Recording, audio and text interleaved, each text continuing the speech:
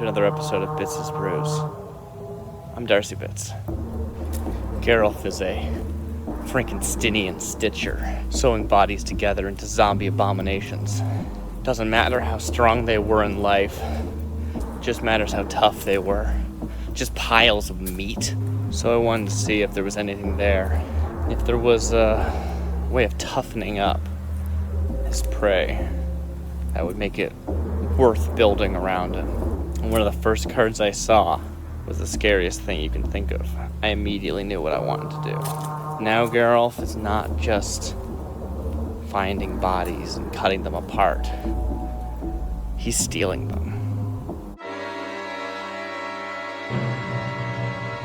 First thing we need to do is we want to establish what the pillars of our deck are. I see three main pillars. First, we need to be able to actually mind control. This is going to be the central focus of the deck. We are going to mind control, and then we're going to have Geralf sacrifice the mind control targets. Threaten is generally in red, Threaten being an effect that mind controls for one turn, gives them haste, then gives it back.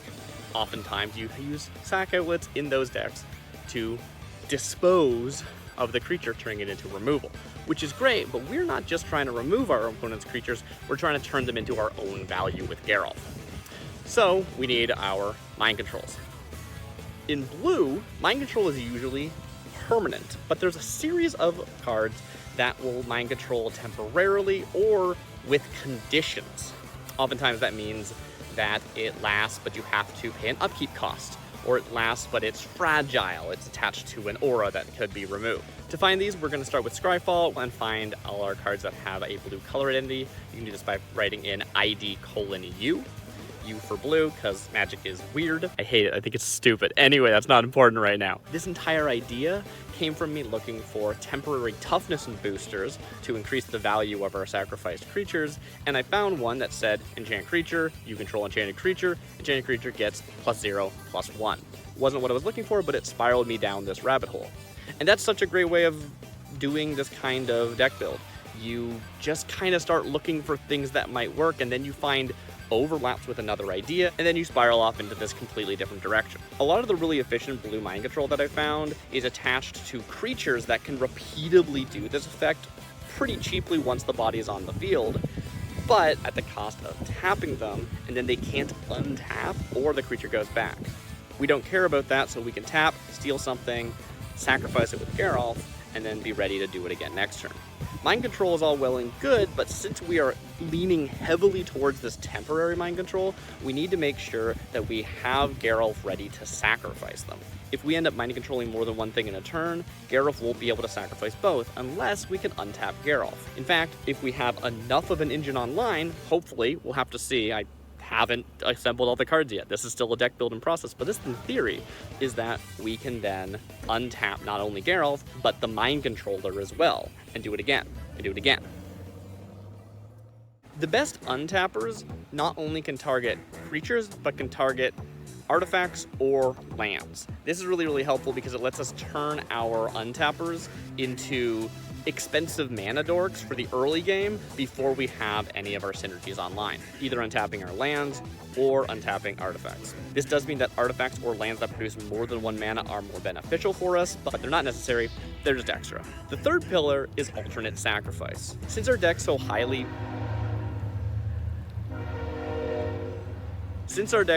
revolves around sacrificing these creatures that we steal, it's not very useful if we can't sacrifice them. Geralf is there, which lets us make this build around reliably. But if Geralf gets removed and gets too expensive or gets locked down some other way, we want to have alternative sack outlets.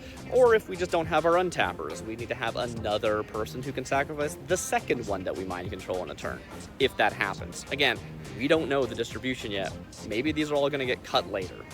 I don't know. Blue does not have free sack outlets. You might have heard of aristocrats decks in black and black-red, and these utilize these sacrifice outlets that are free because all you care about is killing the creature. We don't only care about killing. Killing is useful because it lets us kill the creature that we mind controlled, but ideally we want to be getting value out of the creature that we're killing in this way. Luckily, blue does have a few really interesting tools for sacrificing creatures, even though it's going to cost you some mana, for benefit. Geralf, of course, is our best example, and that is why it's a build around. but there's a few others, and they're interesting. There's less more than I'd like in my searches so far. Maybe I'll find something else. I don't know yet. The other really important thing in the deck, and I wouldn't really call it a pillar, is just the rest of our bodies. We want to have some creatures to be able to sit on the field and make blocks until we get our big zombie army in the late game. The best creatures for our deck are going to be able to take advantage of Geralf killing something with high toughness to make something with equal power. This means all of your really fun blue walls. I love walls. I'm a weirdo. I get it. So we can take advantage of our 0/7s for 3 and turn them into 7/7s with flying for free. For 3, not for free. But still, pretty good. What's great about this is that it actually synergizes really well with a lot of the other tools we've already talked about. Untappers are oftentimes asymmetrically favored towards their toughness, and so are mind control creatures. So if we have more of one or the other than we need and can't take advantage of them, we can sacrifice them to Geralf instead and get ourselves a 4/4 flyer or 5/5 flyer or something. So that's the plan. So far all I've done is look around enough that I feel like it's worth looking further, but otherwise, gotta look into these pillars and compile a list of those before we go any further. So let's do that. We just finished our first day of throwing cards into Archidekt. This is literally the first time I've ever used Archidekt instead of using Tapped Out and Scryfall in unison. And it's really good. I mean, I'm not like surprised or anything. I heard it was pretty good, but I've never used it before. And like, holy crap, I can search Scryfall in Archidekt. This is rad. This is so good. I am very excited to go through the list and start cutting because it looks like it also has great sorting tools, but I didn't do that today. It's not important. What I've done is I have gone through my main pillars of what I think is needed in the deck, and then threw in some staples, but not a ton. There's not a ton of staples in the deck yet, and we're sitting at like 95 cards with no lands yet, and no staples. But yeah, we've got our Mind Control, we've got our alternate sack outlets, we've got our untapper package, and then we just have a ton of things that are disproportionately more toughness than their power. Those I think are gonna be the first things to get cut. They're not really that big of a deal. They're just kind of there to fill out the deck, so I'm happy to cut most of them, I think. The one other thing that's in the deck is equipment that can buff your toughness. I don't know how useful those are going to actually end up being, but I'm going to give them a shot, see how they compare. The idea is to have them be repeatable buffs. Wormslag armor looks rad. That's like one of the few that's like a huge toughness buff, and that's not useful for a lot of decks, but it's useful here, and I'm excited to see if it works. I'm really happy with the progress of day one. This is great. This is going great. All right, it's day 2, and before we get started on cuts, I do want to add some basic card draw and some non-creature removal. The deck's probably pretty good for removal because it's all mind control. It's kind of like all removal, but dealing with enchantments and artifacts is going to be a little bit difficult. There are a few like artifact stealers that might be fun just to be on theme, but we'll see what we have to do, and then I'm gonna start getting to cuts. Ideally, I can find things that fill 2 roles at the same time. That's always the best if you can be on theme and then have like an alternate mode that is enchantment removal or artifact removal. That's the best. So we'll see if we can find anything that feels good in blue and go from there. Maybe we can find some zombies that do this kind of stuff. That would be nice. I did not find any zombies that could do this kind of stuff. Day 2 of making the deck. We have just finished adding, probably not the last cards I'm going to actually add to the deck, knowing me, but we have a good base on our hands. I've added in, I guess I still need rocks. Dang it. Do I add rocks now? I'll add rocks next time. Added card draw, added removal for things other than creatures, and that's basically it. I always feel like I must be forgetting something when it comes to like card draw in blue. It's card draw in blue. It's everywhere. There's just so much of it, so of course I try and narrow things down by trying to have them also be relevant to the rest of the deck, and I mean, that's just not the best card draw, is it? I probably should just look at the best blue card draw spells. You can find tons of lists of those online, so some of those might end up added to the list off camera. But yeah, that's it for today. Next I will add those rocks. Remind me to add those rocks. You can't. You're in the future. I'm the pet. But yeah, that's it for today.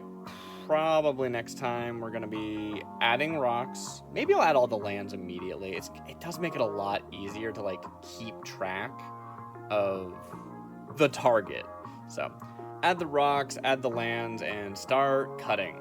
I'm really curious where the shape of this deck's gonna end up. I don't really know what the actual distribution of... I just realized that there's a car going. I should probably wait. It's a train, actually. I'm really curious to see how the cutting actually goes. I don't have a clue what the distribution of different effects in the deck is right now. Yeah, I'll be curious to see which things we have too much of. Because, yeah, as you're adding cards to the deck, there's lots of stuff that you see time and time again, and you go, is this good enough? I don't know. We'll have to compare it to everything else that does the same thing. And that's what the cutting stage is for. All right.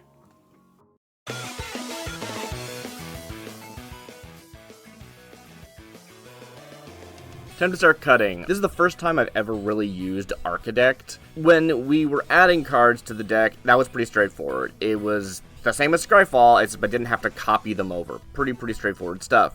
The cutting in this was a bit more awkward, I found. In Tapped Out, there is this maybe board you can just drag things into. Here you can only drag things around if you're sorting a certain way. So instead, you bring up the card's detail and add it to the maybe board category, which removes it from every other category. Which works, it's just a bit slower and awkward. I also found the sorting a bit odd. I couldn't sort by subtype, which was weird. It does support filtering your deck as if it was a Scryfall directory, which actually felt really good. If I was like, okay, how many zombies do I have? I could just look for zombies. That's really cool. But just actually saying, hey, how many do I have of different types of the same type? Because I was considering Volo for a lot of this. I didn't ever end up using them in the deck, but it was one of those cards I considered a bunch. All in all, pretty standard cutting. Going through by mana value was the biggest thing and trying to remove as much redundancy as we could. I like redundancy. Redundancy is great in a deck. Some cards you find are strictly better than other cards, and you still want both of them because of the redundancy, because you're playing singleton format. So trying to isolate how much you have of each effect is really cool, and that's something that Archidekt does decently well, is that the basic categories that you can sort your deck into have things like function, they have ramp, they have removal, and stuff like this that the cards have been categorized as. Now, it's not perfect. I did notice that there was Cherix was put under mill, which is just not true. Maybe they're go in mill decks? I've never heard of that, but I don't know. Alright, just finished, what's this, day 2 of the adding cards? That sounds right. We got a lot of cuts left to make. This is always the way, obviously. I didn't expect it just to be bang, boom, done. But, it'd be nice to spend more time in the, playtesting stage. I'm at, what, 138 cards? I don't think that's including my commander either. I don't know. A lot of stuff to consider. I'm trying to find this balance between, stuff that's going to turn into good zombies and things that are going to be useful while they're still in their proto-zombie stage. Stuff like an O5 wall. That actually might be nice in the early game, just to hold off attackers until I get to the point where I can start killing that and turning it into a zombie. That's cool. But how much do you pay for that? And if I have a whole bunch of very efficient, oh, this costs 1 mana and turns it and it gives me a 5/5, that's really good. But how many of those do I actually want? Because I can only really, outside of untappers, do that once a turn. So even though it only costs 1 mana, maybe I'd rather have spent 3 mana and gotten an 8/8, right? I don't know. Anyway, that's day 2, I think. A lot more cuts to do. Blah. What's weird about this one is that last deck I made, I had a whole bunch of these little niche pet cards, and I was like, no, I don't want to cut them. I have nothing like that this time. It's just a bunch of mind control in a deck, and I don't have any personal attachment to that. In fact, I bet this deck's gonna suck to play against. No one's gonna have a good time but me. That's what Halloween's all about, right? Alright, so it's Sunday night. I should be getting to sleep soon, but I just watched a Prickly Alpaca video, and I just want to keep working on my deck. It's such a weird little thing. I am inspired by Prickly Alpaca's videos. That is the inspiration for this series, but it's weird how much it's like creating a thing and having that thing in your house making a deck. Even if it's just a design, even if it's not physical cards that I have, I've just assembled them so you can see them. It's this deck that's this living thing that's in my life now. Like, whenever a new set comes out, I get to add to this deck and see, ooh, would that fit a home that I already have? And that is the most fun part about deck building for me, is having this thing that sticks with you. It doesn't just get made and played once and then put on a shelf forever. You get to keep adding to it. You get to keep thinking about it for the rest of your MTG career. It's something special. Anyway, let's go. I'm jumping right back in. And we proceed to cut and cut and cut. And it's so hard to talk about, like, what makes it actually happen. A lot of it's just going, like, I really want to run this, but, like, I guess I don't need 2 of this. I guess I don't need this many creatures. I don't need this many of this. We do make it to a final 100 cards in this day of cutting. I do continue to cut after this video as well. I don't record it. It's just me, like, cutting one card here and there as they occur to me throughout my workday. Tends to be how I do that kind of thing. But we get it to a point where I can actually start playtesting it.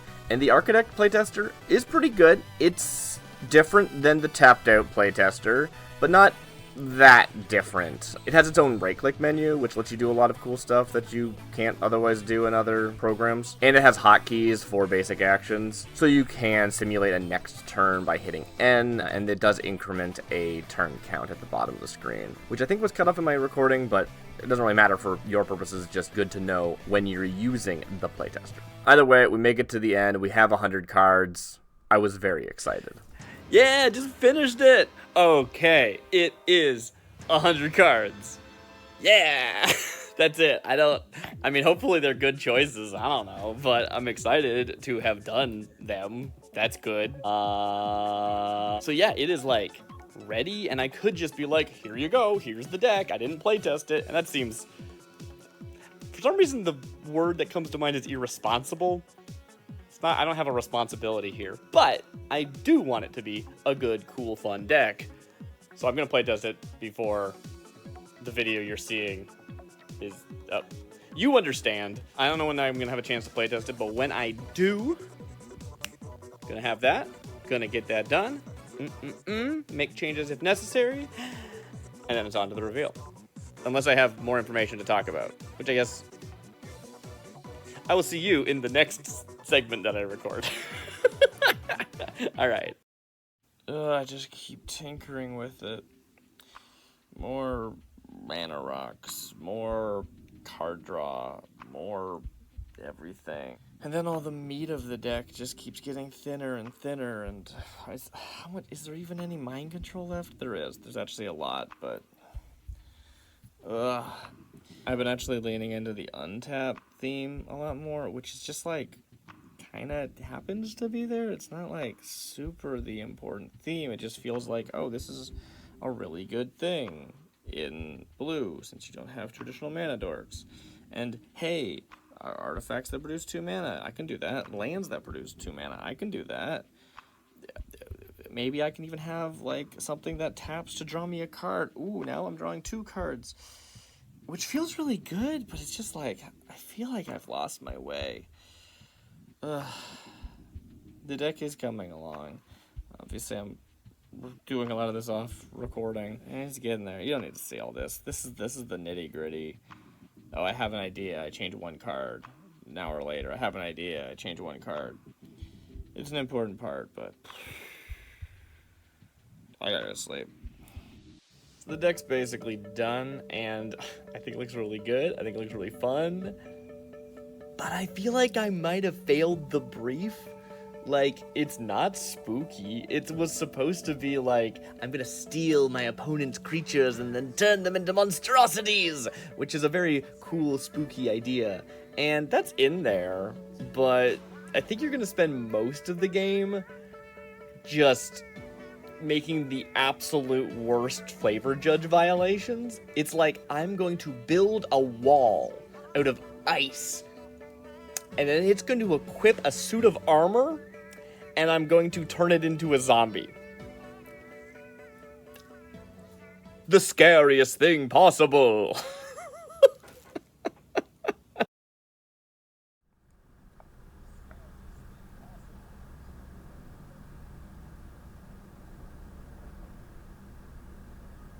Hey everyone, thanks for making it to the end. I didn't go into detail on all the cards this time. Last video, I thought it was kind of boring, personally. So I cut it. Let me know what you think, if you wanted to hear more of my thoughts. Stuff like Crenellated Wall, which is this like 4-cost 0-4 wall that can tap to give something plus 0-4, which is actually super cool in this deck, and I refuse to cut it. Like, that's the kind of stuff that's rad and cool and weird that I didn't really talk about. It's just in the deck somewhere, and I hope you take a look at the deck. Take a look at the deck and find those cool things for yourself. If you wanted to hear me go into that kind of detail, let me know. Last video, it was like 50% of the video, and I think it sucked. So, we're trying it different. We're trying new things. This is only the second video in the series. So if you want to see this series continue, please leave a like, subscribe, do all the stuff. I don't know. Honestly, one video is not enough to subscribe, in my opinion. That's silly, but do please leave a comment. I want to hear what you think. I'd love to keep doing more of these. They're really fun. Happy Halloween, everyone. I've been DarcyBits. I'll see you next time.